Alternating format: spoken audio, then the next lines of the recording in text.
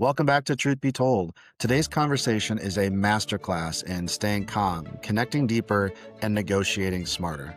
My guest is a former hostage negotiator who's taken the skills that once saved lives and now uses them to coach executives around the world.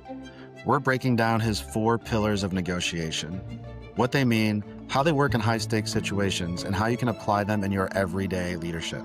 This one is packed with valuable insight, so let's get right into it. This is the Truth Be Told podcast, where we unlock the secrets of strategic communication.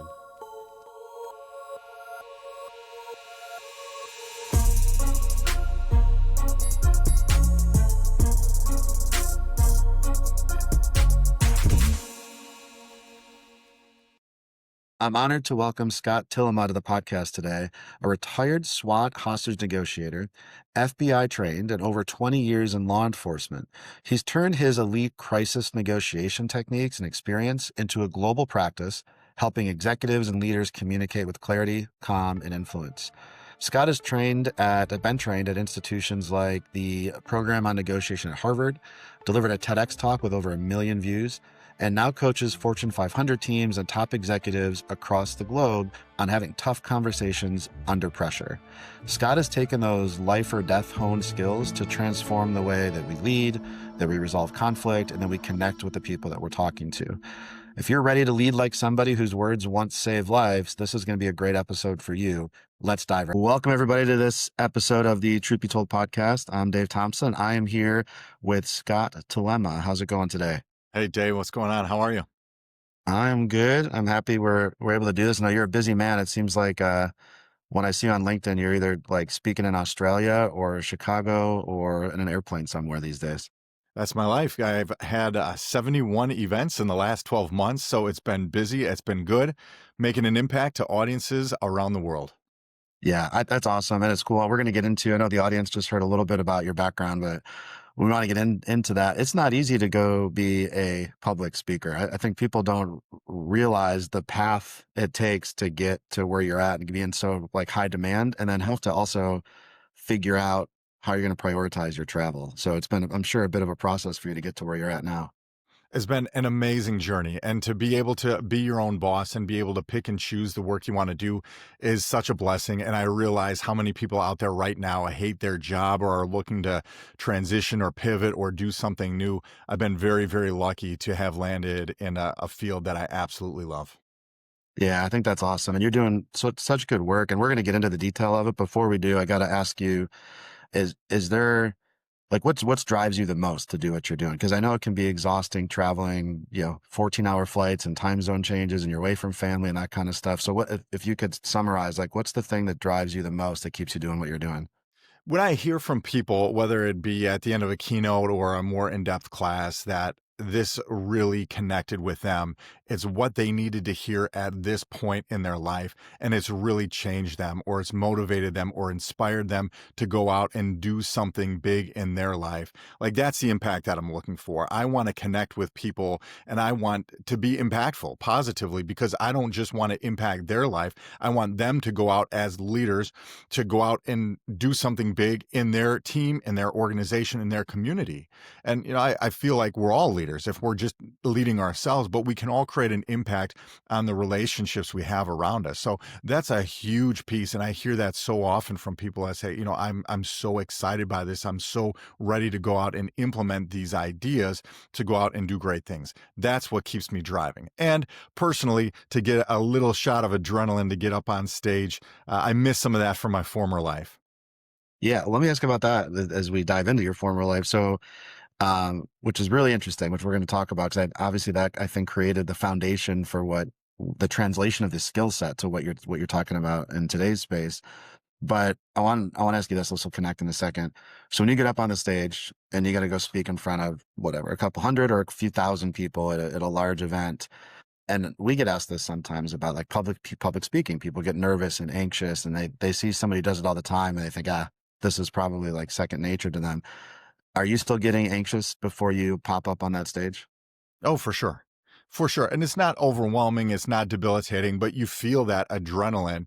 And I think a healthy amount of that makes sure that we are performing at our very best. And I would trust that pilots and pro athletes will tell you there's a bit of adrenaline involved. And that's a good thing. It's getting us ready for peak performance. So I love that piece of it.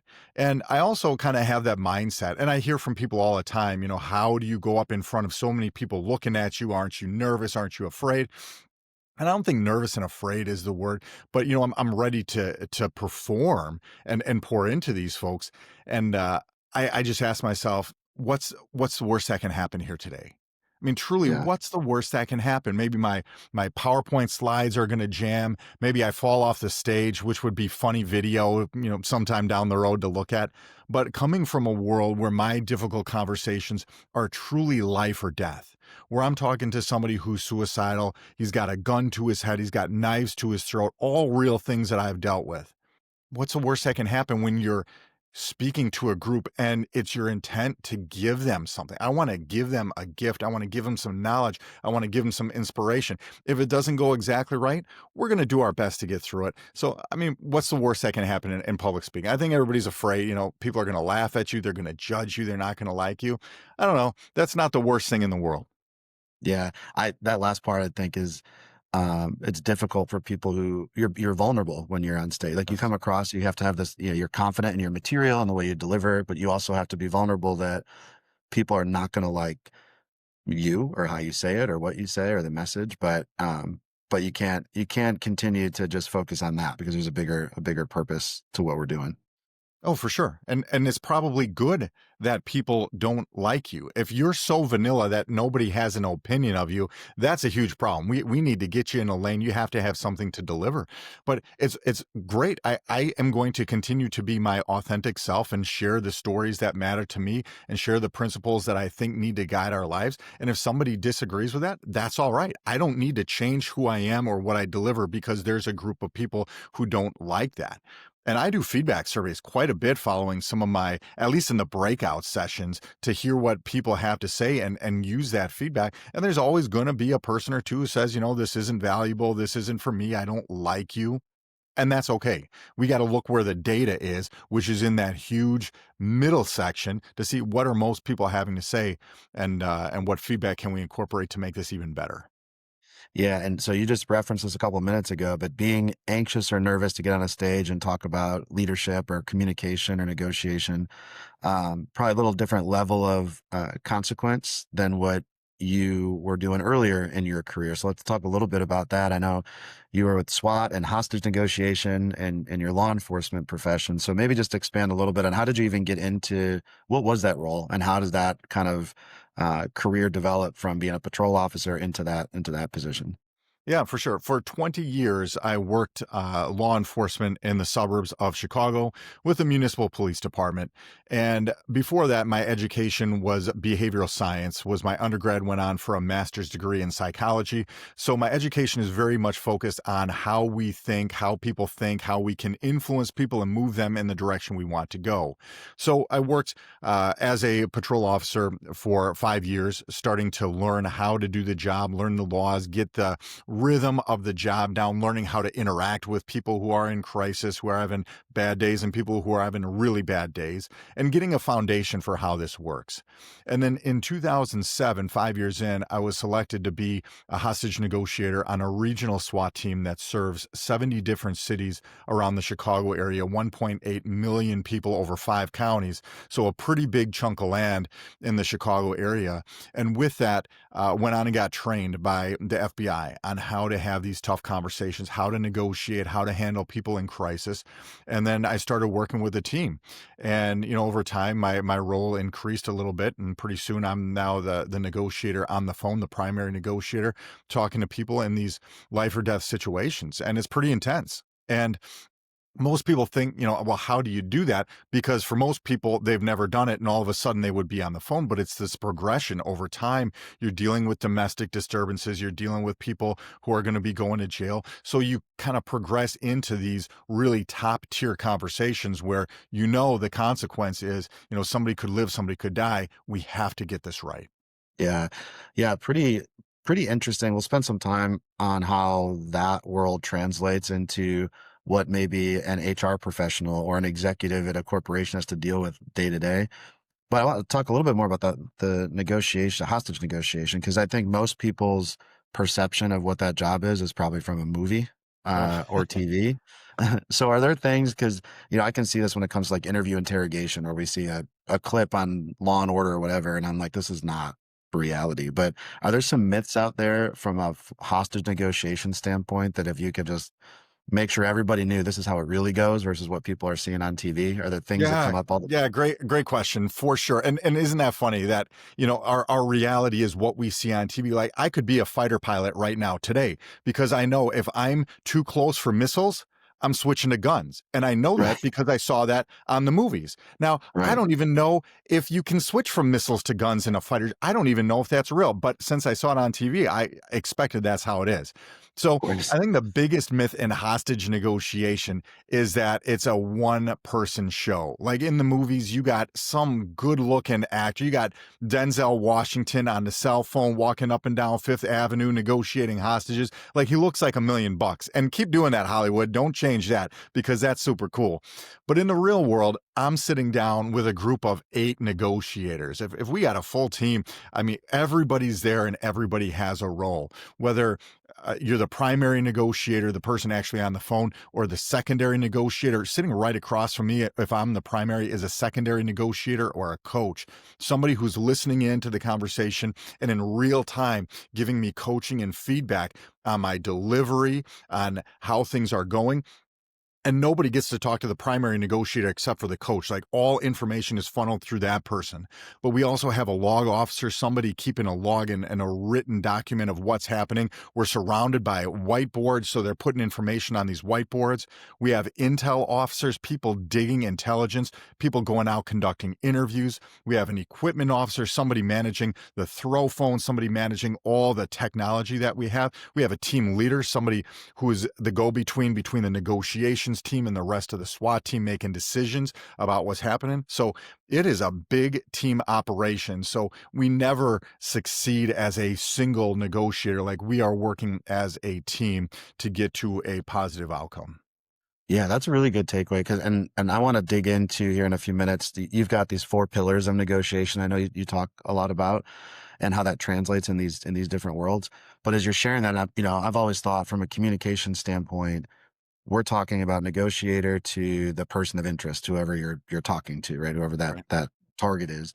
But you also, it sounds like the communication is really important internally, from a chain of command, from who else is at the scene to, I imagine there's probably some other egos involved when you got other negotiators there and everybody's got their own take on it. So what is that environment like on making sure that, I mean, communication must be efficient, urgent, but also done the right way? Oh my goodness. I like that you touch on this. Internal communication is huge. And there have been times that it hasn't gone exactly perfect. For example, one time a man was holding a woman hostage in the suburbs of Chicago. He had already shot a police officer. So this is one of the most violent people that we're ever going to deal with. We are very concerned that this woman's going to be killed. And this man's boss calls 911 and just says, hey, is there somebody in there holding a woman hostage? I'm his boss. Now, we didn't get that information. Uh, how critical is that for us to say we didn't know the boss is calling? Because for the snipers, for the entry team, they don't really care that the boss is calling. For some people, they hear that and that doesn't matter. For a negotiator, this is a critical piece that I need to have because I want to know, are you close with this person? Maybe they are, maybe they aren't. If you are, tell me about him. Is he on medication? Is he suffering from mental illness? What drives him? What good things are in his life? What does he have to live for? Talk to me, because all of these hooks and themes that we can use to try and connect. Because if we want influence, influence begins with connection. So how do we connect with this guy? And I bet the boss has that information. So, following this incident, we made some changes on how we make sure that we have a negotiator near the dispatch team. So, when the calls come in, we have somebody there that can filter this information and immediately get it back to the team that, hey, somebody's calling in. We can put this on a shared document and send it over and know in real time, hey, we have this person, send them over to the command post, and now we can talk to him. So, these internal pieces of communication, you never quite know where the piece of gold is going to come from to allow us to get to a positive outcome. Yeah, that's really good for people to take regardless of their occupation, right? Because as you're sharing that, I'm thinking about how people often operate in these silos. So even if it's in the Yeah. corporate world, you have maybe HR, maybe you have operators, maybe you've got just general leadership. In the law enforcement space, as you got all these people with different interests. And it's easy to have in an interview tunnel vision of I'm walking into a situation and here's my one goal. And then we tend to ignore all this other maybe really relevant helpful information and what else we might find. So, have you found a way that that translates into the corporate space of how they can have more intentional internal communication, so they're not just looking at their specific goal, but they can partner with others in the environment they're in? Yeah, I think the biggest thing we can do is put at the top of your piece of paper, the top of the whiteboard, or somewhere very front and center, what is my goal here? And sometimes in these tough conversations, it's so intense and we get so focused and we end up down some tangents where sometimes it becomes personal. My ego gets in the way. I want to be right. It's not about any of those things. What is my goal? We want to reach an agreement. And whether that be in sales or in human resources with some employee internally, I just did an event for a commercial real estate group. They're trying to sell big pieces of property. What is my goal here? And we get sidetracked with these emotions, and then it becomes about us. That's not where we want to be. And if my goal is to do whatever it is, how do I get there? And it probably is going to be more complex than just you having a good attitude. Hey, I'm going to try hard and do my best. You know what? Let's be strategic about it, meaning that I want to use your knowledge, their knowledge, get her involved in here and get my team together to give me the resources I need. Because I believe firmly that your power in negotiation comes from information and options. That's where the power comes from. And everybody thinks it's these tactics at the table where it's yes, please, no, thank you, being really polite and nice. And that's a great start. But what happens when being respectful doesn't quite get the job done? Now we have to go a little bit deeper into drivers of behavior and put together some pieces of information and options that you might not be able to come up with when you are in the moment actually having these conversations. So it's not about you, it's about the outcome we're trying to achieve. And why not utilize the experts around you to help make that happen? Yeah, that's really good. I want to take. We're going to go into some of these specific kind of tactical pieces, or concepts, maybe pillars, the word you use, which I think is good. But you just mentioned not letting emotions take over. So I got to ask you this because I can't imagine. I'm sure a lot of people listening to be in a situation where you got life or death, imminent decisions that you're making there, and the words that you choose and the tone that you are providing and the way you deliver it can have some pretty serious consequences. So I'm curious on both sides of this. Is there a moment when you were in the hostage negotiation space where you just realized like, hey, this is my calling. Like this, I'm feeling grateful for being in this position and this is what I was meant to do. And on the flip side, were there moments where I'm sure emotions took over and you just felt like I'm defeated or I'm not fit for this if this isn't right? Have you had those two extremes in that role? Yeah, of course. Of course, anybody who's done this is going to have the good moments and the moments that are not so good. So I think the moment that I realized, hey, there's something here is the first negotiation that I led, where I was the 911 calls came in of a man and woman fighting in an apartment. There was a domestic disturbance, and it sounded like it was violent. And I get there, and Patty McConnell, our team lead, says, "All right, Scott, you have this one." And it was Sunday at 5 a.m. that we didn't have a ton of negotiators there. So I was kind of young, kind of new, and she let me take the lead on this.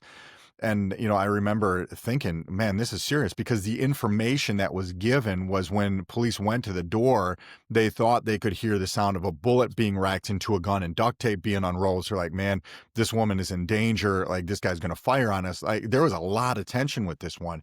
And I remember just kind of falling back on my training, figuring, I'm going to be a better listener rather than just telling him, hey, you have to do this, you have to do that. Because in the movies, you see that this is the chief of police, you have to surrender. Well, guess what? That's not going to work. Like, we need to connect with this person. And I'm having a really intense conversation, but at his core, I'm listening to somebody who's in crisis. He's having a bad day. He doesn't quite know what to do. He's overwhelmed with emotion. So we can't ignore emotion in these conversations. We use it and allow him to make his decision. We know people make decisions based on emotion. So let's work on lowering the temperature a little bit first and connect with him. And in a short order, he let this woman go and he came out and surrendered for a peaceful outcome. And that's the moment that I just kind of open my eyes and go, wow, we have the ability to be powerful verbal influencers. And it's all of us, because there's nothing special about me. I wasn't born with this. This is a learned behavior. And with the practice and the education and the knowledge and the continued support of the team to get better and raise your game, I realized, wow, this is a powerful skill that we have.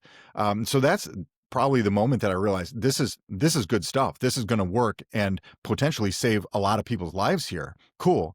On the flip side, to answer your other question of, the bad outcomes or when it didn't go so well, for sure we have those. And anybody who's a professional negotiator who says, no, we don't have bad outcomes, they're either lying to you or they don't have a good breadth of experience, because the problem is you can be as good as anybody in the world, but when you're dealing with somebody else, there is going to be an outcome that's beyond your control.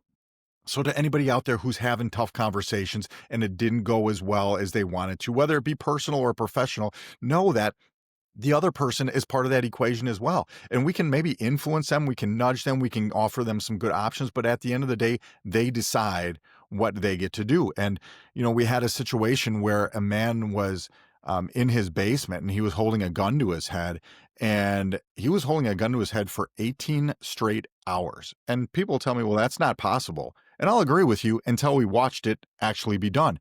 And I was one of the negotiators. I was face to face with this guy in the basement, and the SWAT team was there. We had some armor in front of me, so it was a semi-safe situation. But I remember trying to work with him and different tactics and different techniques. And long story a little bit shorter was at the end of that standoff, he pulled the trigger. And I mean, that was a moment that all of us, and we had a number of negotiators talk to him. I mean, we were keeping our negotiators fresh. We were trying to do all the right things, but it didn't turn out well. And we just had this moment of, I can't believe that would happen. Like, how can that be when, we're out there doing our very best and really offering some really good resolutions to this? Um, it's tough. It's tough. And you feel that emotion when it doesn't go well, because we're people. We're not ChatGPT. We're real people who experience emotions. And I think that to the extent that we're all going to have some bad outcomes sometimes, it just can't be because you weren't prepared or you weren't educated or you weren't ready for that conversation. If we can come in and say, I'm highly educated, highly experienced, at the top of my game, ready to go, it doesn't make the bad outcomes any easier, but it's going to allow us to realize that sometimes those outcomes are beyond our control. Yeah, well, I appreciate you sharing that. I know that's no matter how far away removed you are from situations like that, can still be kind of vulnerable to share and relive it. And I like the translation though, because although a completely different context, but when you get people who in a sales profession are not able to close a deal, in an interview or an interrogation, they're not able to get the confession or the statement they're looking for. But the other person in that conversation isn't also in the training class of, okay, you're supposed to confess now on page 8, or you're supposed to agree to the sale now on page 12. They're bringing their own background and baggage and emotions to that conversation too. I think that's really good takeaway. How did you have a way that you were able to intentionally remove or separate from the work emotion to when you entered your personal life? Because I can imagine some of these incidents, especially lasting a day or two, are hard to separate when you go home and are supposed to just be able to step away from work. A little different context here. Yeah, and it's tough. Anybody who says, I can show up at home at 5 o'clock at night and be a completely different person, that's not the case. And it's not limited to just law enforcement who's dealing with it's all of us, because you have important leaders of organizations and teams that are making decisions that are impacting the lives of a lot of people.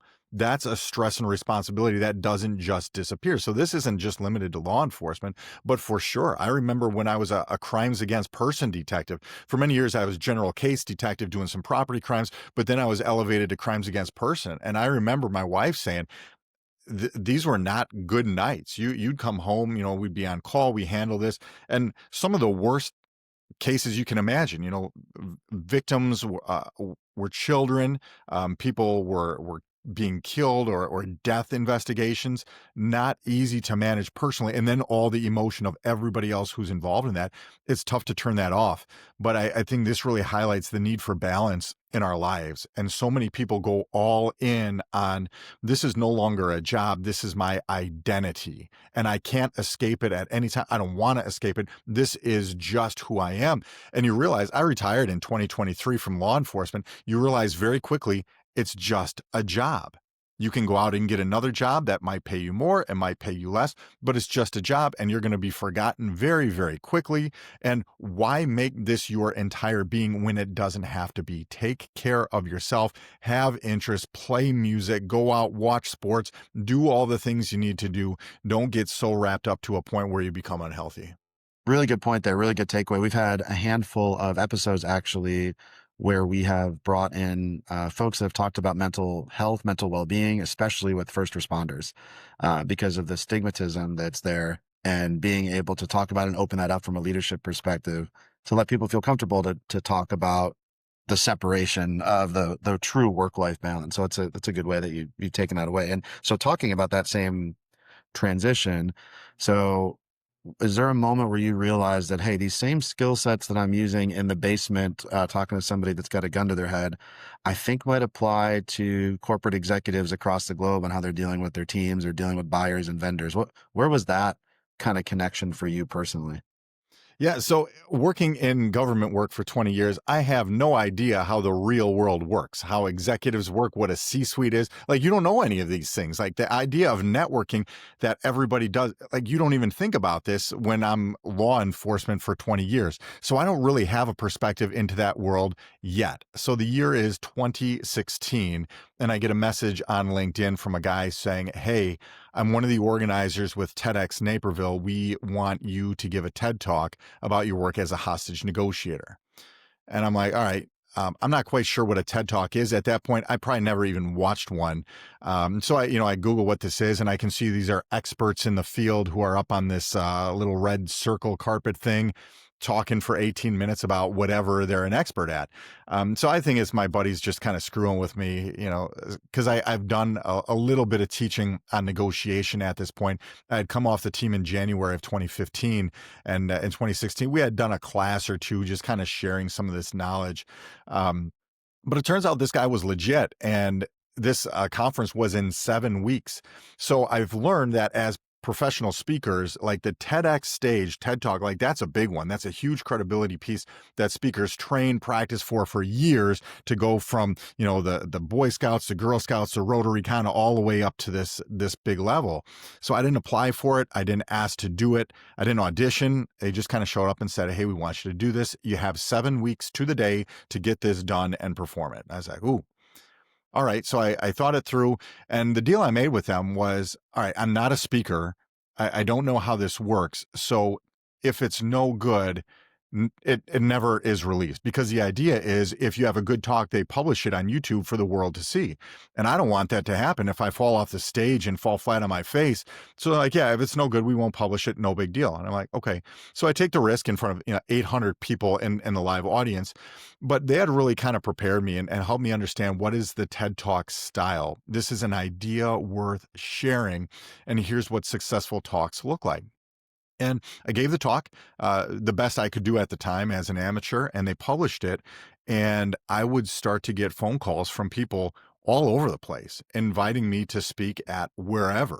One of my first paid corporations I ever spoke for was Microsoft. I was invited to a global negotiations conference in Zurich, Switzerland as one of my first stage talks. And I was like, this is wild. And you learn people get paid to do this. And I was like, well, that's kind of cool. And as these calls kept coming in, I realized very quickly, number one, I need to understand business negotiation a little bit. Even though I don't have that experience, I need to speak that lingo because there's a lot of similarities. And I need to learn how to be a speaker. I need to learn about this.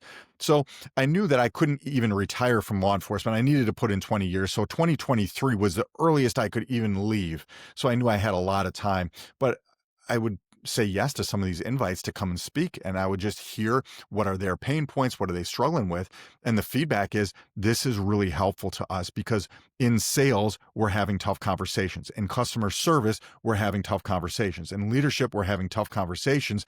And how you frame this is exactly what we need so we can be successful over here. So then the light bulb started to go on to say, I've got something of value for people outside of my particular lane that I'm excited to share. Yeah, I think that's and clearly it's been embraced well. Like we kicked off the call. I see would you say 71 events was this last year? That's right. And all over the place, which is neat. And that's what's really cool about these skill set and like these pillars I want to talk about is it seems so transferable to corporate life, law enforcement life, or personal life. I'm sure that some of these things can apply to. So I know you've got, and I recommend people we'll tag your website in our show notes. We can even tag the TEDx video so people can go back to early days of Scott and see what we just talked about. But I know on your website and some of the keynote presentations that you do, you got kind of different categories, and it sounds like you customize that obviously to the needs of the organization. But I was looking at these kind of 4 pillars of negotiation, and the 4 that I got, and obviously you can expand. These are some of your ideas, so you can course correct me here, but I got things like understanding, timing, delivery, and respect. And I want to just spend a few minutes and kind of break down each of those and what those mean from you. And so people can have some kind of practical takeaway.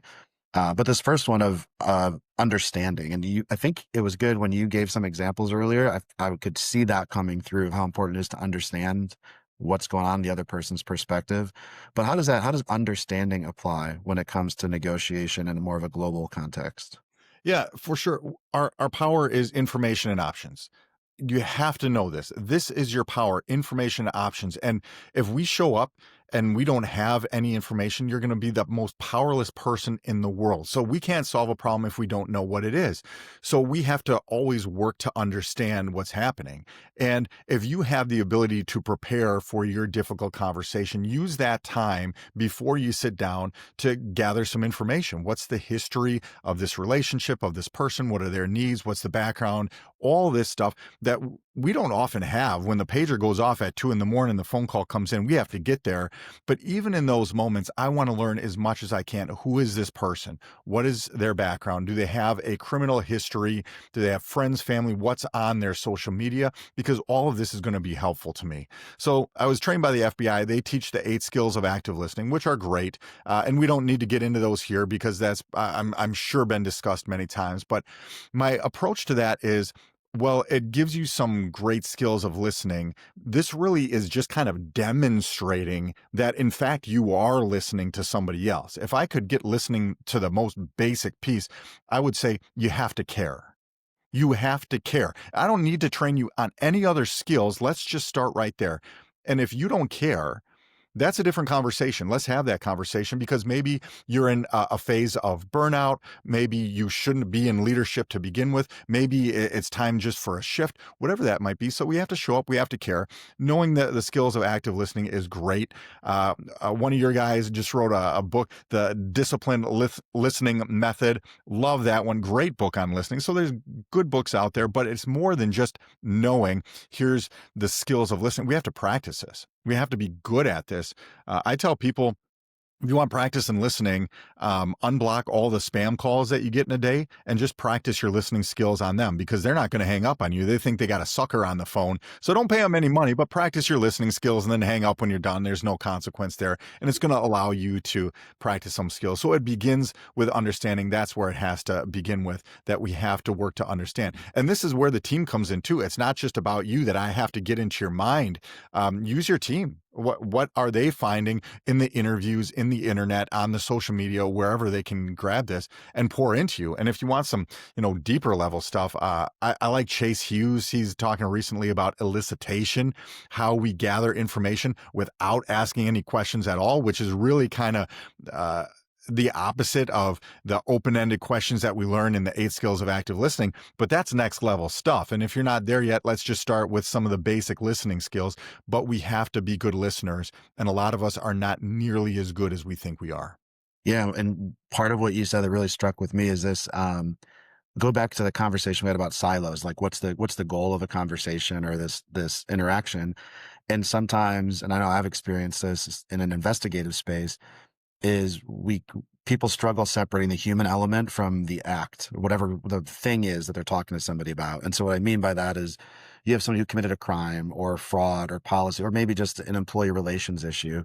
And I think the interviewer or the boss or the executive gets so focused on it's a bad person because they did a bad thing, Right. versus take a minute and understand what was the human experience maybe led them to that decision. And it's helped me at least become a better partner in that conversation because they feel more comfortable to kind of share their story. So I don't know if that translates to what you're talking about, because that's what I got from it when I first read about your philosophy of understanding.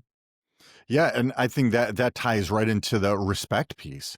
And so many people say, well, they haven't earned my respect. I was like, okay, that might be the case, but let's go back to the very beginning here. What is my goal here? If your goal is to reach an agreement and have certain outcome and bring influence to the situation, we're not going to play the game of I'm only going to extend respect to him once he's earned that respect. I think it's really tough to be influential with another person interpersonally if they don't feel respect from you, and they have to feel that respect from you. So how do we drive that?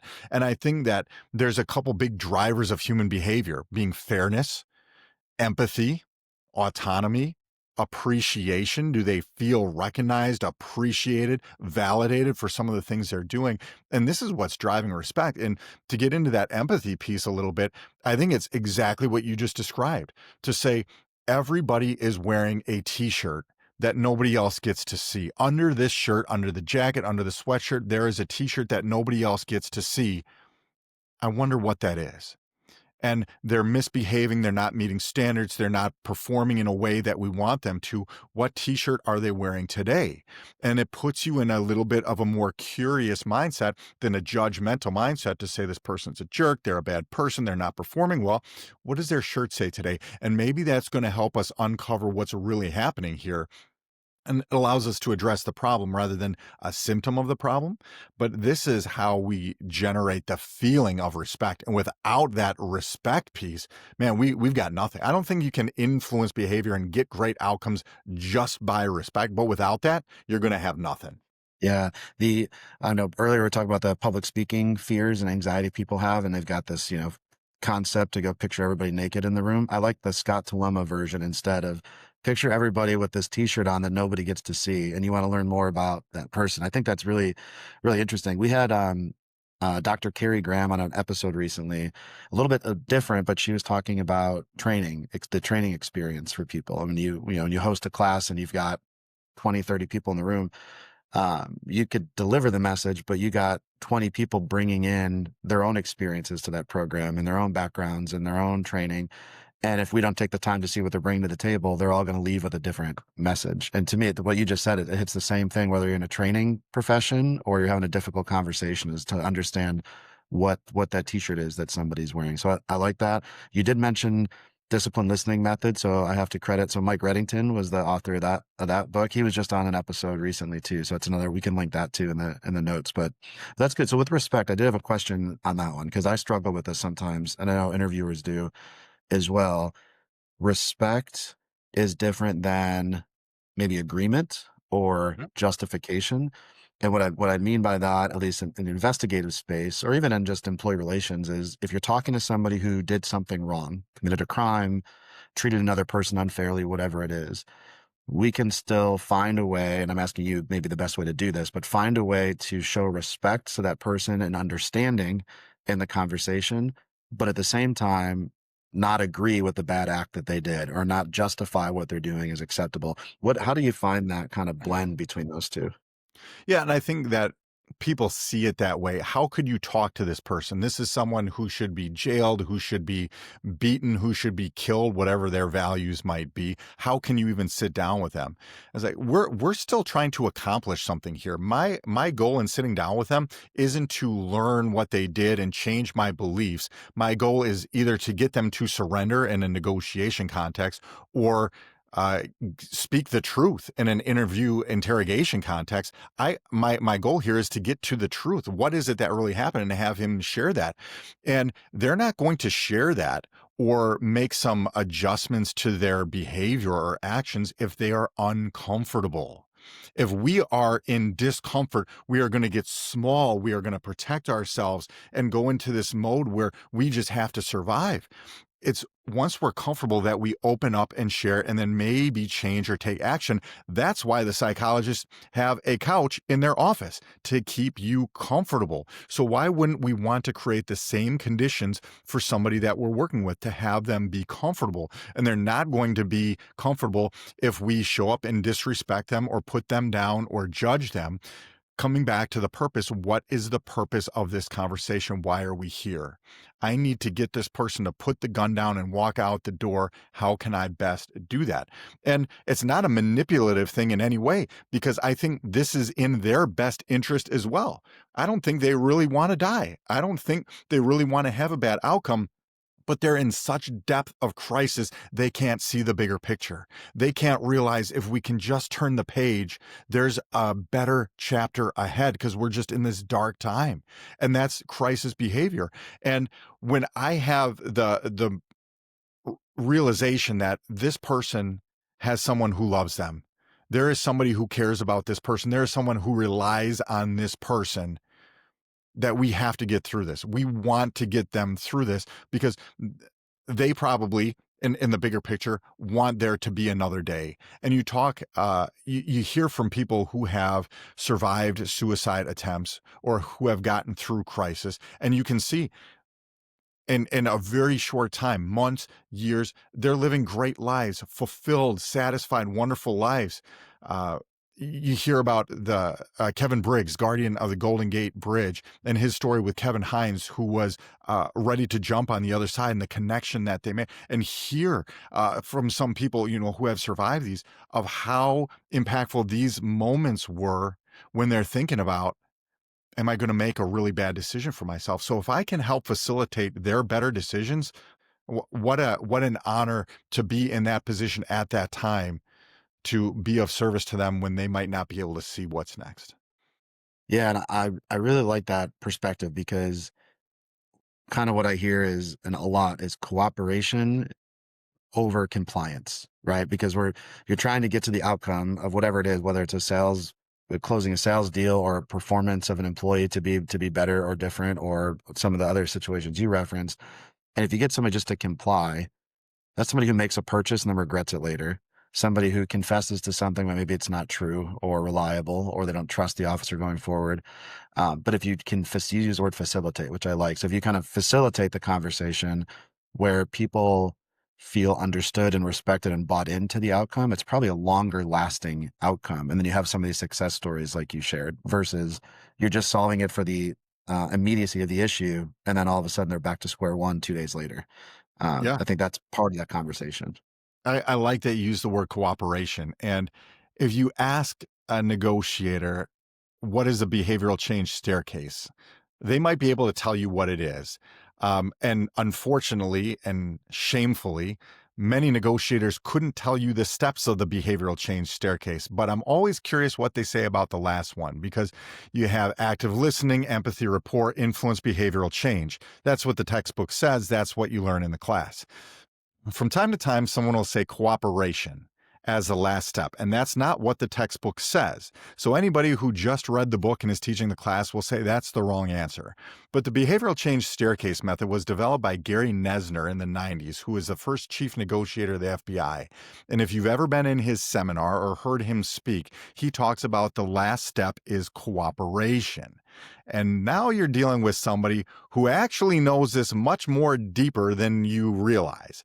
And I like when Gary talks about that because he brings and introduces this idea that you can get the fake yes, yeah, I'm going to do it, but are they going to follow through? And I think that in business negotiations, this is so applicable because I can sign the contract or agree to do whatever you want me to, but then do I go and torpedo it or not follow through and not get it done on time or not do a good job?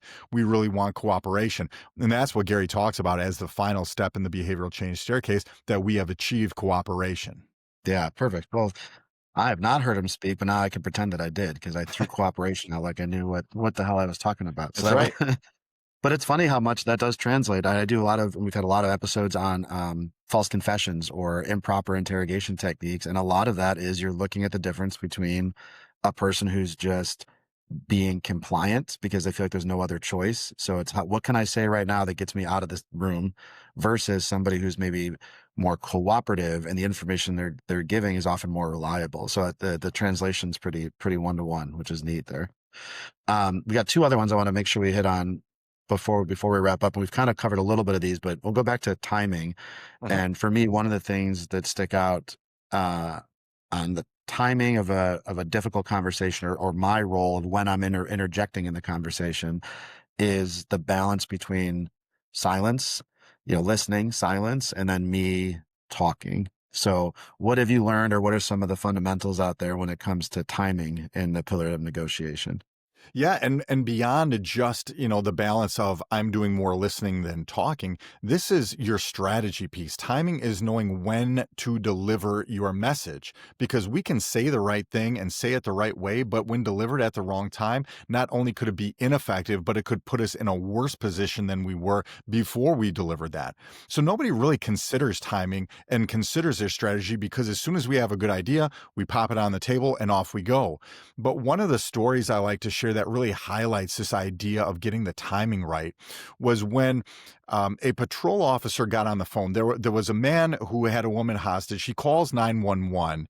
And the dispatcher's transferred over to a patrol officer who is on the scene, and she calls him right away. So it's not the dispatcher; it's a patrol officer, someone who's not a SWAT negotiator, having a conversation. And there's a recording of this, and in the background, as she starts, and she does a terrific job with him, as she starts to talk with him, you can hear him vomiting in the background.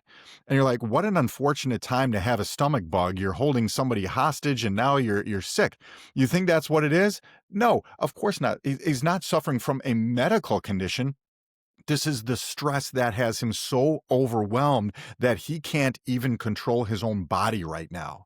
So, how powerful is this? That the tension in my mind is so incredible that I'm vomiting when I'm holding somebody hostage, I'm talking to police. This is so insightful. So it immediately lets us know that this is not an organized hostage taking. This is not somebody who has demands and wants something. So just these little pieces right here, we can start putting together.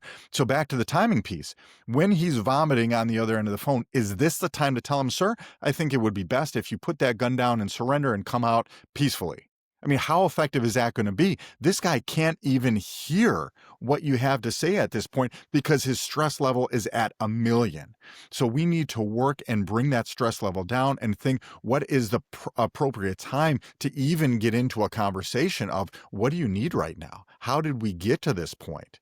And a lot of this is tied to the delivery of how are we creating feeling and how he's experiencing us and how we deliver that message. But the timing is the strategy. Are they in a position where they can hear you? And are you in position that you are balanced enough that you can deliver that message?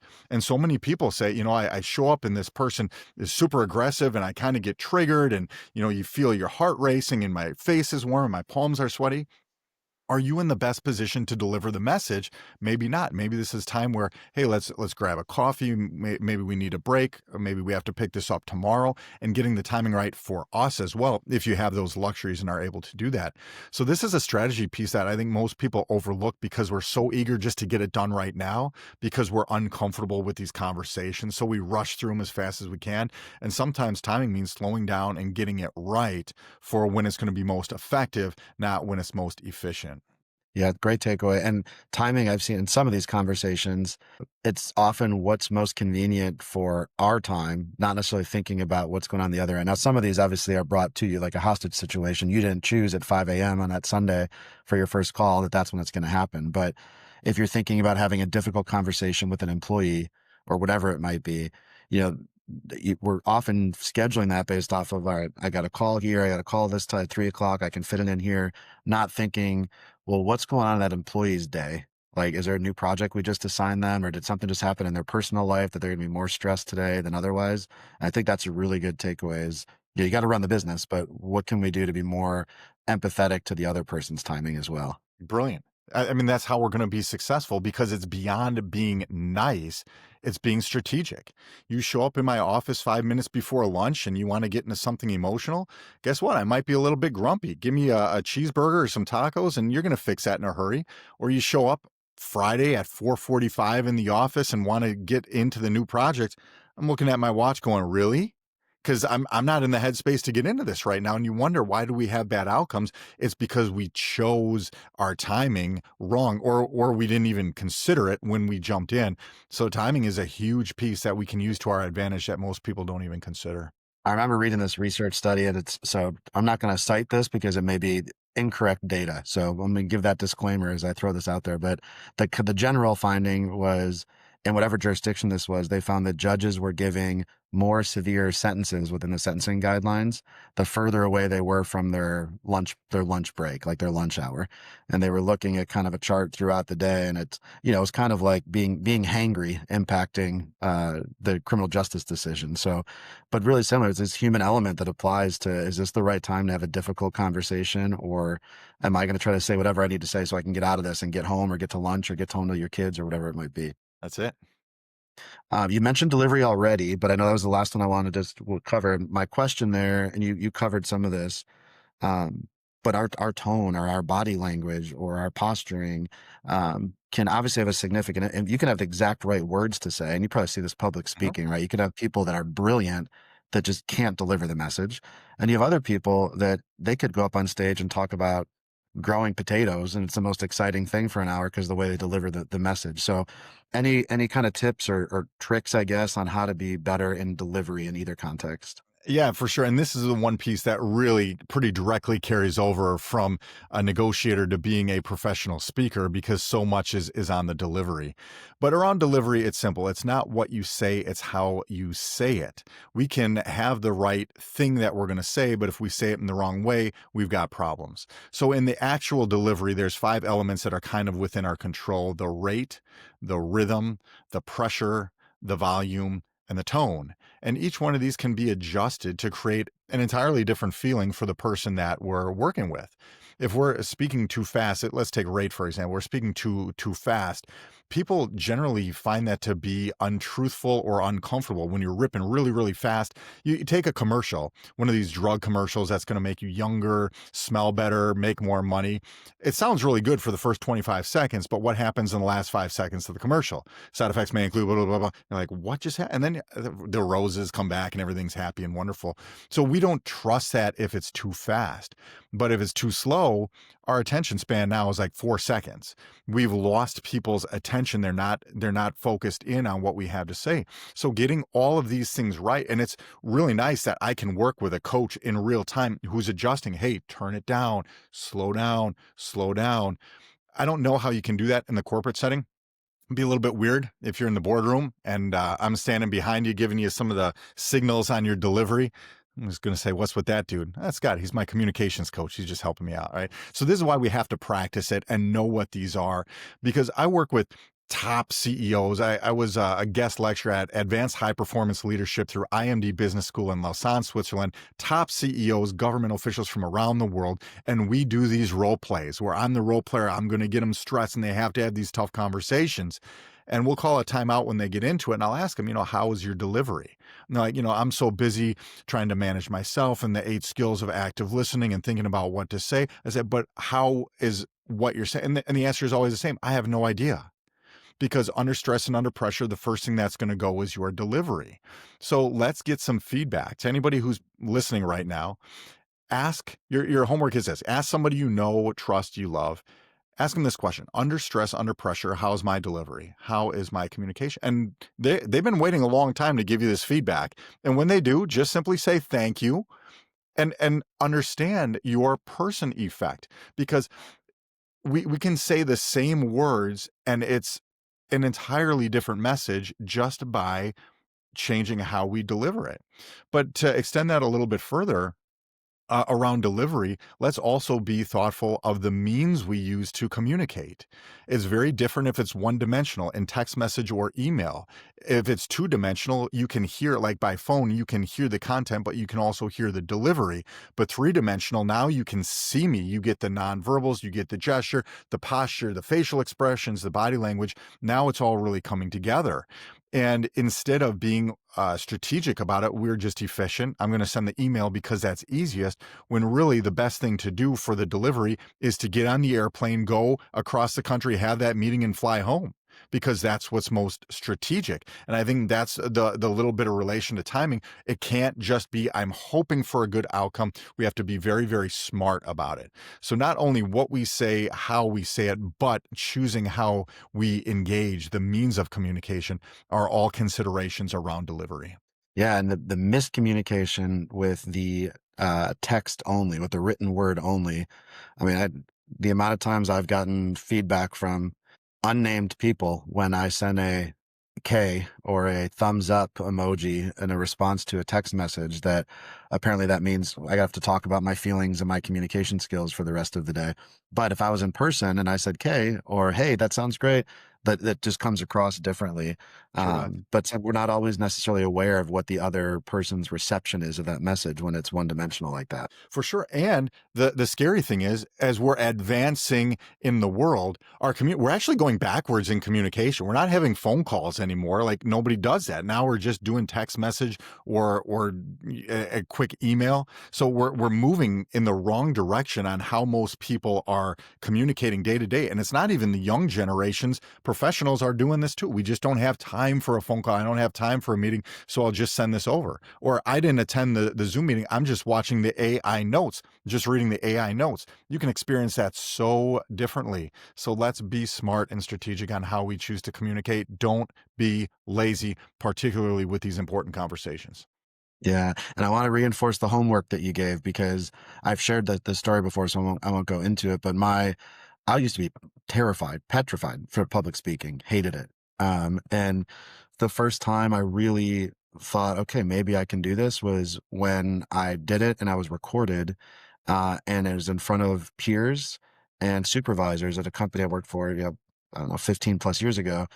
It wasn't just recorded so I could go watch it later. It was, they recorded it so that we could sit down and critique each other with score sheets of everything from eye contact and your delivery, all the stuff that you just mentioned of how we came across. And I was terrible. I didn't know what to do with my hands. I didn't know what to do with my face.